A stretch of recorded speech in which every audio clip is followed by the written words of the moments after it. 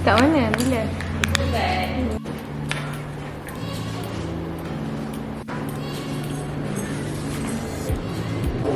Saya tak ada lain korang sangat. Aisyah, awak tangan saya sakit awak. Saya nak letak muka kat situ. Saya sakit kalau datang saya. Dah memang.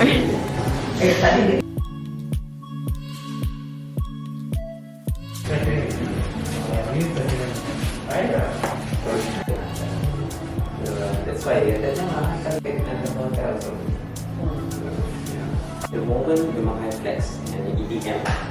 Whole thing is to introduce it lah. But for introduction, I took this from one of the books, EDM.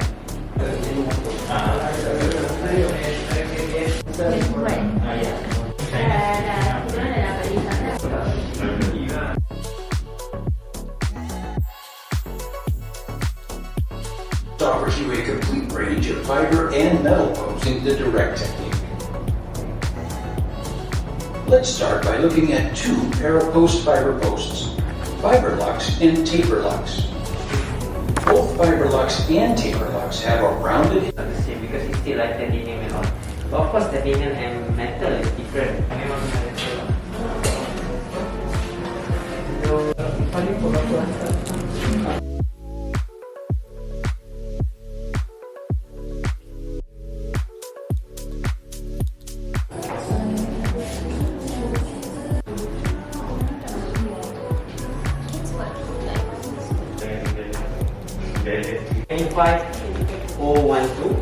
Maksudnya tapering je 012 0.12 taper. Tapi dia 25 infinity lah. Maksudnya variable taper. Very taper.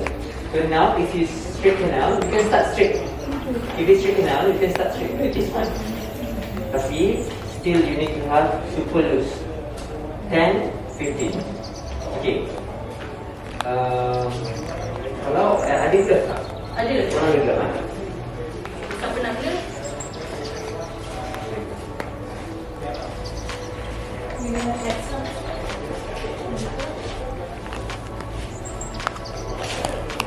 Ini ada ke? Ada.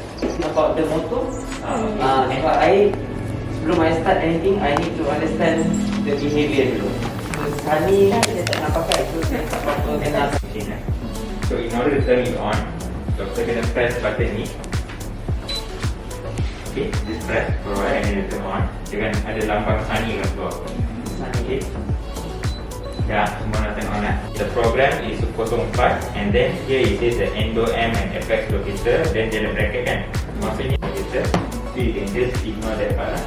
Okay, this one will be using our RPM. I think we start at 400. Assessment of radiogram sangat penting. Tapi kalau kita tengok first, ada Bukan, hanya satu rupas saja je lain. Sebab jangan tadi teknik apa? Jadi Tadi teknik thickness apa? cuma kena tengok Kalau kita from core premolar upper. When you take one buffer view, you see atas clear. Tapi tiba-tiba tengah-tengah kosong, bukan kosong. Boleh lah pakai tangan, tapi the issue is we are not sure whether your hand is there or not. So you with hands, dia boleh jadi pink, dia terlalu sharp. So yeah, with this one is slightly softer, more lembut ni. Okay, tiga. Kalau kita masuk dalam, you bukan. Nampak macam mana saja. Tak tahu.